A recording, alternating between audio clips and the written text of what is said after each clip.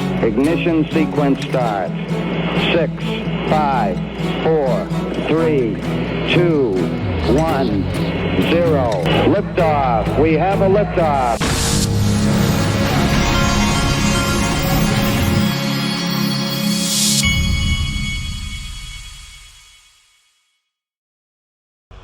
Hey everybody, this is the Digital Asset Investor. Let's start it off here.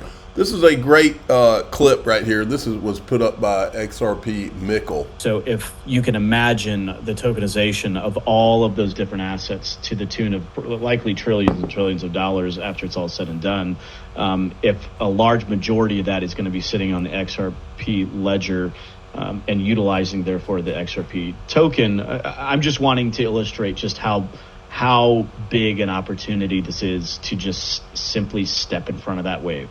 Well, I'll take it a step up too, because it's more than just assets itself. It's also debt, and debt's going to be tokenized just like any other asset. And we're looking at quadrillions of dollars of debt and derivatives together on top of the assets. So some of this is way, way bigger than people can fully wrap their head around, because these markets so far and how they've been built out have not been transparent at all. And for the first time ever, as we tokenize these things, we're going to start realizing a lot of value publicly that we might not even have known really existed. So I believe we're going to watch the tokenization of every kind of thing we have in the system, whether or not it's asset backed, whether or not it's something like debt.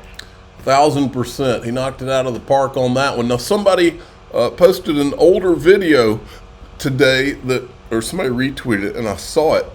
This is a great one. This is Emi Yoshikawa from Ripple over in Japan. And this is from 2018, I believe. But listen to what she says about 61 Japanese banks. Very, very cash-oriented society.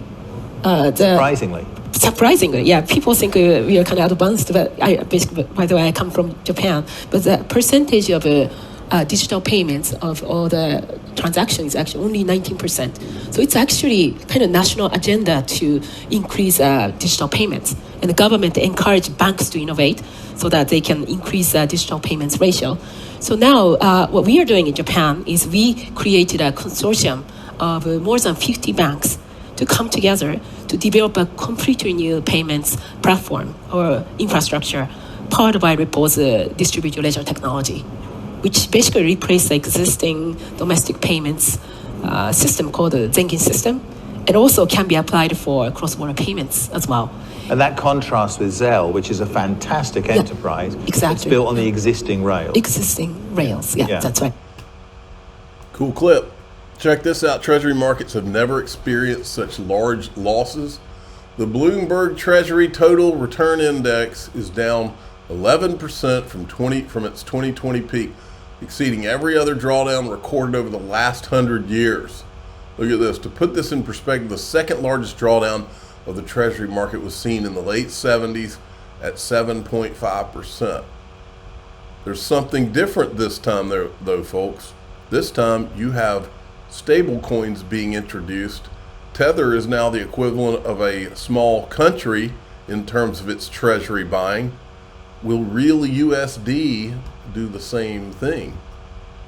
And do the same thing that Tether did for Bitcoin's price for XRP? This clip is great right here.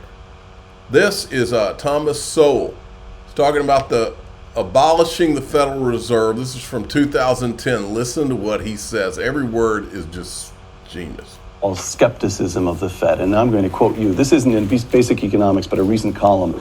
Quote, for most of the history of this country, there was no Federal Reserve System. There you go, that dirty trick of bringing in history. Oh, yes. There was no Federal Reserve System, which was established in 1914 to prevent bank failures. But bank failures in the 1930s exceeded anything ever seen before the Fed was established. Close quote. If we could make you dictator, would you abolish the Fed? Yes. You would? Yes. I mean, for the reasons I just gave, the history. There's no, the Fed represented wonderful hopes, but we've had so many programs that represented wonderful hopes that ended in disaster. I don't doubt that someone who is sufficiently scholarly could come up with examples of where the Federal Reserve made things better. But the question is, overall, what was it supposed to do? It was supposed to not only prevent bank failures, it was supposed to prevent huge changes in the money supply, in particular, great deflations. Right. The greatest deflation in American history occurred under the Federal Reserve System. You know, there was a crisis in 1907.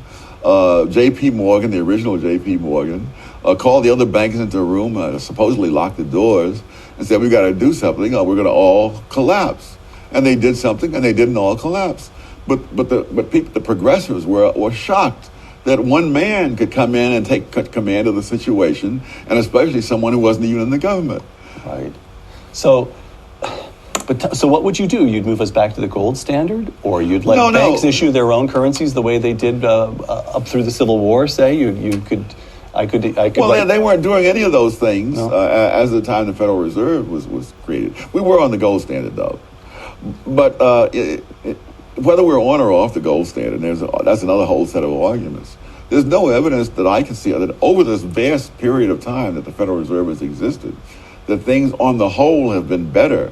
The great post-World War II inflation was fed by the Federal Reserve doing exactly what they're planning to do now, namely buying up the bonds issued by the Treasury.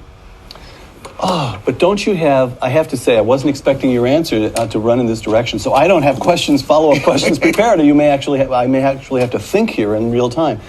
But don't we have the example of that period from 83 through a couple of years ago, that 25 years of economic expansion? We had only two downturns. They were both very shallow and very brief. And what you had was Paul Volcker, whom Carter appointed, but Reagan gave the freedom actually to wring inflation out of the currency. He did that by the mid-'80s. The economy takes off. Alan Greenspan does a reasonably good job. And then at the end, there's too much money but maybe 5 years of getting it wrong. So what Volcker did was undo the harm that previous Federal Reserves had done. Including Arthur Burns. Yeah, unfortunately, who was my teacher and one of my much admired. Right. So, but what would you replace it with? How would the currency? How would the currency run? We would replace it. We could replace it with what existed when it was created, which was the gold standard. Well, it may be the gold standard, but maybe not. But there's no evidence that what would you replace it? Things always bother me. You know, they do? When someone removes the cancer, what do you replace it with? Exactly, directly over the target. Look at this. What did the petrodollar system cost us? But this gets to my point of the quote unquote winning, because I think most Americans are like, oh yeah, because we had the dollar, we won. Like, we were winning. But like, there is a massive cost to those 40 years of quote unquote winning, in that now we're completely inept. And if you think you can just flip that like in a couple years, no way. Yeah, homeless, drug addiction, unemployment. That's right. Like, it's all I can think is when They're talking about what it costs, and then they play this clip from a movie, so I got to get past it. It literally cost us everything.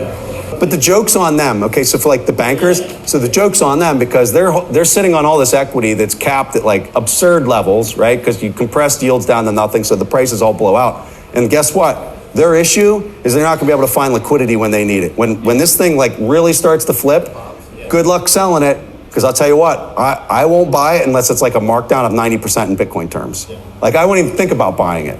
And neither will anybody else that actually holds a lot of Bitcoin, because they actually know what the value of it is. But all these bankers who won, good luck selling all your... Okay, look at Lark Davis. He is a Bitcoin maxi, but that's okay. The biggest bull run in the history of crypto is about to start. Here's why. Gold prices are at an all-time high. Typically, Bitcoin often lags behind gold by a few months. On top of that, the dollar index is crashing. Global M2 money supply is rising. Rate cuts are coming in September. U.S. elections are just 72 days away. And elections are historically bullish for the crypto market. We could get a pro-crypto president in November. It's been a long, choppy summer, but it's time to buckle up. The next 12 months are going to be insane. 12 months of insane. I like it. Look at this. Sheila Bair, who's going to be at Ripple Swell 2024. Look at this. I didn't know this. Twice named by Forbes magazine as the second most powerful woman in the world. She's perhaps best known for being chair of the Federal Deposit Insurance Corporation from 2006 to 2011. Question for you is, Why is the second most powerful woman in the world coming to a conference given by Ripple? All right, this is great. Elon Musk takes Don Lemon to school about censorship. We're in this place, folks, that we need to get out of. Don, you love censorship, is what you're saying. No, I don't love censorship. They have intentionally twisted free speech and they've incorporated. Oh, that's hate speech, but it's not technically. This is not technically a crime. But if you say it, then you should be censored. Then why are you asking? I believe in moderation, but I don't believe in censorship. He believes in moderation. The question you should immediately ask is moderation by whom? Because Don Lemon is a freaking commie, and so the way he wants things to be moderated is from the viewpoint of he and his commie friends. Don, you love censorship, is what you're saying. No, I don't love censorship. Then why are you asking? I believe in moderation, but I don't believe in censorship. Moderation is a propaganda word for censorship. But don't you think free speech is one thing, right? Or not, Look, if something's illegal, we're going to take it down. If it's not illegal, then we're putting our thumb on the scale and we're being censors. You're putting your thumb on the scale for moderating hate speech. I mean, you don't put out child pornography. That's not. It's illegal. Some people would say that's considered censorship. I'm just saying you. No, I literally, Don. I literally said if something is legal, okay, we will obviously remove it. Okay. But if it is not legal, the laws in this country are put forward by the citizens. We're a democracy. If those laws are put in place by the people, we adhere to those laws. Okay, I agree. To the laws of others. If you go beyond the law, you're actually going beyond the will of the people. Now check this out. This is an interesting take. John McAfee warned people. Telegram founder Pavel Durov is a member of the World Economic Forum. Coincidence? No. So what he's saying here, I think, is that that Telegram was a honeypot to get people in to think that they were communicating in secret and all when they really weren't. And I guess what he means is that this guy, the people arresting the guy, they're all on the same team. Okay, so here's what we're going to talk about in DAI XRP. We're going to talk about, let me rearrange this stuff. We're going to talk about, first of all, cover up in progress, but second of all, you know that thing that happened, that attempted thing on X47 that we can't talk about out here? Well, what they're saying now is that the guy on top of that roof that they say was the guy that did it is not the guy that did it. There's another guy, and I'm going to show him to you. I'm the digital asset investor. I'm not an investment advisor. This is for entertainment purposes only. Please subscribe, hit the like button, tell your friends and family. Away we go.